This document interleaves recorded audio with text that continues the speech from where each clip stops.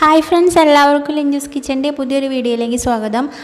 അപ്പോൾ ഇന്ന് ഞാൻ വന്നിട്ടുള്ളത് എന്താ വെച്ചാൽ, നമ്മളിപ്പോൾ മിക്ക ആളുകൾക്കും ഇപ്പോഴത്തെ ഈ ഒരു കാലാവസ്ഥ എന്ന് പറയുന്നത് ഭയങ്കര ചുമ, ജലദോഷവും വിട്ടുമാറാത്ത കഫക്കെട്ട്, അങ്ങനത്തെ ഒരുപാട് പ്രശ്നങ്ങളായിട്ട് നടക്കുന്ന ആൾക്കാരുണ്ടാവും. അപ്പോൾ അവർക്ക് വേണ്ടിയിട്ടുള്ള ഒരു വീഡിയോ ആണിത്.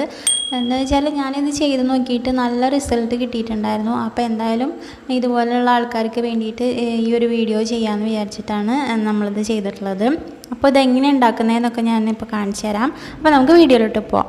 ഇനി നമുക്ക് ഇതിലേക്ക് വേണ്ട ഇൻഗ്രീഡിയൻസ് എന്തൊക്കെയാണെന്ന് നോക്കാം. ഞാനിപ്പോൾ ഇവിടെ ഒരു ചെറുനാരങ്ങ എടുത്തിട്ടുണ്ട്, അതുപോലെ തന്നെ ഒരു 20ഓളം കുരുമുളക് എടുത്തിട്ടുണ്ട്, പിന്നെ അതുപോലെ ചെറിയ കഷ്ണം പട്ട എടുത്തിട്ടുണ്ട്, ഒരു ഏലക്കായ എടുത്തിട്ടുണ്ട്, അതുപോലെ തന്നെ ഒരു പിടി തുളസിയുടെ ഇല എടുത്തിട്ടുണ്ട്, പിന്നെ കുറച്ച് വെളുത്തുള്ളി, അതുപോലെ തന്നെ ഒരു വലിയ കഷ്ണം ഇഞ്ചി ചെറുതായി കട്ട് ചെയ്ത് വെച്ചിട്ടുണ്ട്.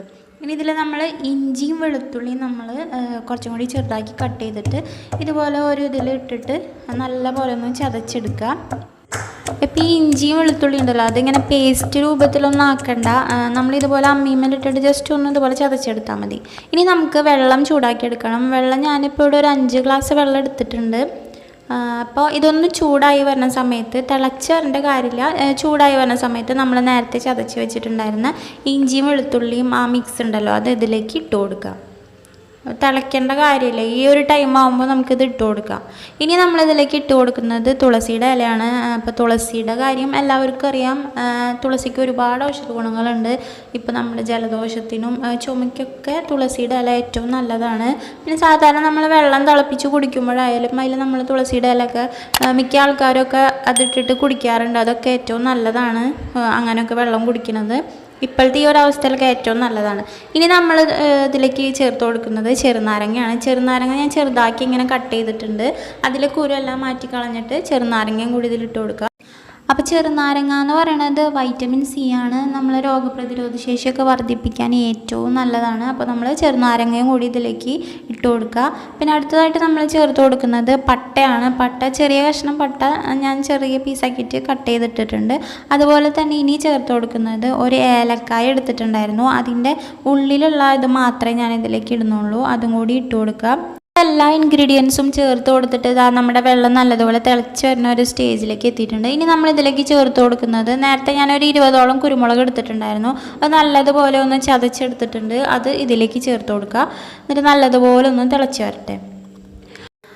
അപ്പോൾ വെള്ളം നല്ലതുപോലെ തിളച്ചിട്ടുണ്ട്. ഇനി നമ്മൾ ഇതിലേക്ക് ചേർത്ത് കൊടുക്കുന്നത് മഞ്ഞൾപ്പൊടിയാണ്. മഞ്ഞൾപ്പൊടിയുടെ ഗുണങ്ങൾ പ്രത്യേകം ആർക്കും പറഞ്ഞു തരേണ്ട കാര്യമില്ല, എല്ലാവർക്കും അറിയുന്നതാണ്. മഞ്ഞൾപ്പൊടി ഏറ്റവും നല്ല രോഗപ്രതിരോധത്തിന് ഏറ്റവും നല്ലതാണ് മഞ്ഞൾപ്പൊടി. അപ്പോൾ ആ മഞ്ഞൾപ്പൊടി 1.5 ടീസ്പൂണോളം മഞ്ഞൾപ്പൊടി ഞാൻ ഇട്ട് കൊടുത്തിട്ടുണ്ട്. അതും കൂടി ഇട്ടിട്ട് നല്ലതുപോലെ തിളപ്പിച്ചെടുക്കുക. നമ്മുടെ ചെറുനാരങ്ങയും തുളസിയുടെ ഇലയെല്ലാം കൂടിയിട്ട് നല്ലപോലെ ഒന്ന് മിക്സ് ആവണം.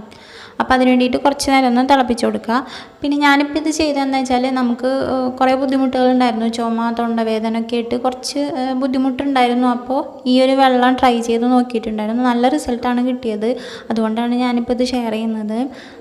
ഇനി ഇതിലേക്ക് നമ്മൾ കുറച്ച് ഉപ്പും കൂടി ചേർത്ത് കൊടുക്കുക, ടേസ്റ്റിന് വേണ്ടിയിട്ട് ഉപ്പും കൂടി ചേർത്ത് കൊടുത്തിട്ട് കുറച്ച് നേരം ഒന്ന് തിളപ്പിച്ചെടുക്കുക. ഇതിപ്പോൾ രാവിലെ കുടിച്ചിട്ട് വൈകുന്നേരം ആകുമ്പോഴത്തേനും മാറണില്ലല്ലോ, അങ്ങനെയല്ല പറയണത്.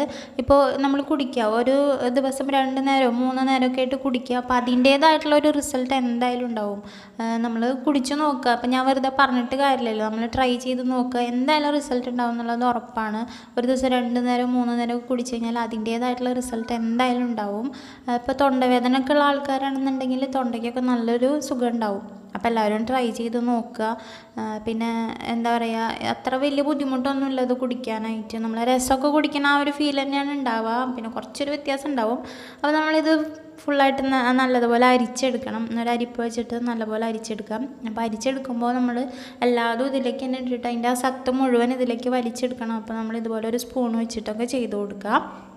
നമ്മുടെ വെള്ളം ഇവിടെ റെഡി ആയിട്ടുണ്ട്. ചെറിയൊരു കയ്പും പുളിയൊക്കെ ഉണ്ടാവും, പക്ഷേ എല്ലാവരും ട്രൈ ചെയ്ത് നോക്കുക.